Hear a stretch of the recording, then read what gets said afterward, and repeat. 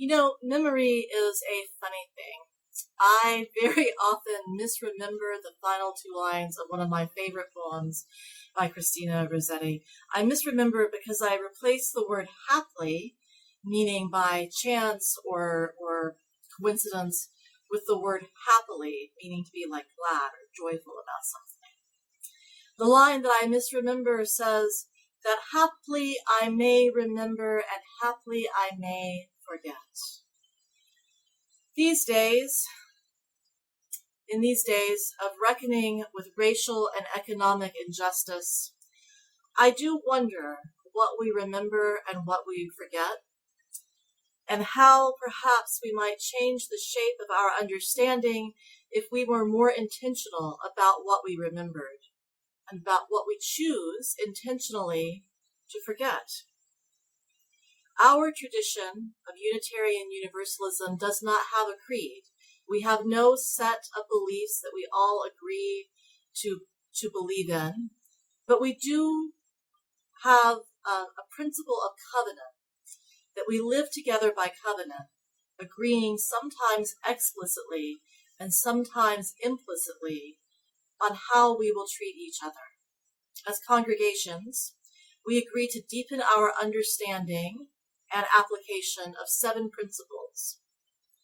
Some of these principles are very explicit about how we will be together, and others of them are more open. For example, we really should support each other, like person to person, in spiritual growth and development. And we should work in our community for the use of democratic processes, even as we respect the right of individual conscience. And we will pursue the goal of world community with peace, justice, and liberty for all. That last one, it's if you like to count principles, it's number 6 on the list. That one goes unremarked very often. I think a lot of you might even be surprised to hear me talking about it today. Maybe we skip over it because it feels like an impossible dream, or maybe any worldwide goal feels like a dangerous temptation into colonialism. However you think of it, our faith identity aspires beyond the local congregation to want something whole and holy for the wide world. Many of us live out that healing prayer through the volunteer work we do, or through our participation with the Unitarian Universalist Service Committee. At the same time, many of us are unaware that we have ever had any aspiration to world peace as part of our faith tradition. But the songs we sing, remember, the songs that we took the time to put in our hymnal, call us back to this commitment to a world larger than ourselves, even when we personally forget about that. Our hymns, the hymns included in our hymnal, have these big, grand, giant ideas, like, we'll build a land where we bind up the broken, we will build a land where the captives go free.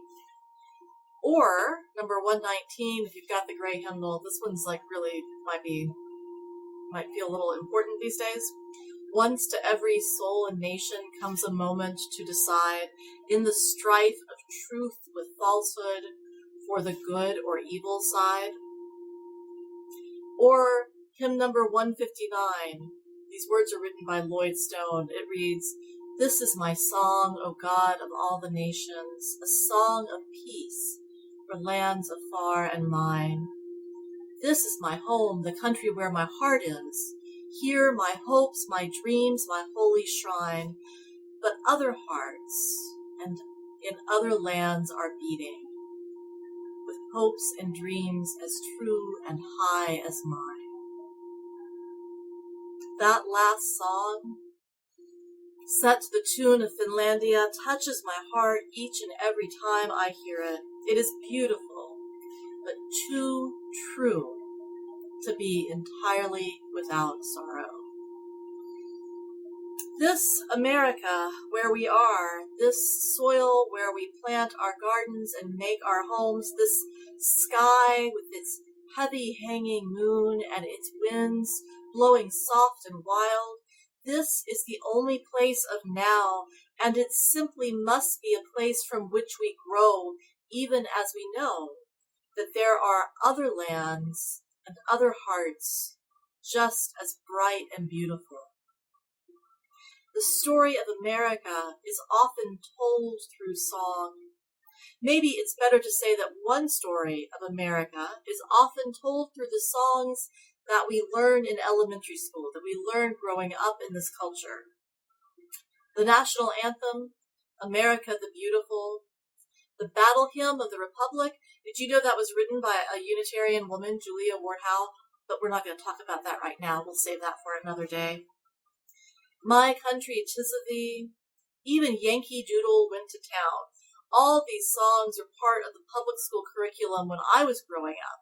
And that curriculum was designed to teach us a love of country. But there's a little tiny problem. The dream of America we were taught to love never included everyone. And even those very American souls whose lives were complicated by containing a wealth of the very American multiculturalism, even those souls, part of our history and our story, are too often forgotten. I'm thinking of the life and the music of Louis Moreau Gottschalk, an American original from the time of President Lincoln, who enjoyed great popularity in his short life. He was raised in New Orleans by a dad who was Jewish and immigrated here from London, and a mother who was Creole. But it was his Haitian nanny who sang him the songs that shaped his dream of music. Composing half a century before Scott Joplin and improvising before jazz was a thing, Gottschalk's piano music picked up on the rhythms of the African drums and banjos. He visited Cuba often, and the music that he absorbed there was honored in the music that he played. He traveled to Latin America and folded the life of all the Americas into the keys of his piano. And he died at 40 years old in Brazil, and it took 9 months to find a place to bury his body. He was a son of the South who freed the slaves that he inherited, who worked for the cause of the North, and the South would not have him. He finally came to rest in Brooklyn, New York. And when we think of American classical music, we think of Copland with that big sweeping sound, or of Irving Berlin's patriotism, or of Gershwin's rhapsodies. But Gottschalk is more often taught just as a forerunner to world music, or maybe ragtime or jazz, or I've even heard him talked about with regard to Elvis Presley. And though he has enjoyed his own renaissance, it matters in the way we sing our civil society that he is too often sidelined. Consider this. The man dies. It takes them like the better part of a year to figure out what to do with his body. They bury him in New York. And then all these years later, in 1959, the beautiful statue, the Angel of Music, atop his grave was toppled and destroyed. 1959. Think of what was going on in 1959. It took until 2012 to have his monument, his gravesite, restored. It took years, 15 years, to raise enough money to do that work. Can you imagine that happening with Aaron Copland or with Gershwin? Could you imagine that happening with any composer we hold in high esteem? Why did we so happily forget Gottschalk? One of the sources I was listening to suggested that maybe he was forgotten because his music, the music he created, led into popular music as opposed to music that was more suitable for the Academy. Let me be very clear about how utterly sad and just really inappropriate I find this. One, because I think that sidelines and dismisses Gottschalk's relationship to race in America and his comments on race in America, it sort of has it backwards. I suspect the music that becomes popular, the music that speaks to the soul of the people, should be the music that is honored and preserved and sought after in understanding and taught in the academy. I think saying that if music is popular, it is not suitable for academic study, surely that reveals to us an elitism deep in our system. And maybe the best way to undo that elitism is to play some Gottschalk and enjoy his music. Music should unite us and challenge us, even as we acknowledge that there is nothing shaped by human input that will withstand any test of purity. Gottschalk doesn't. Look too closely at his life, and there are things there that aren't going to be good.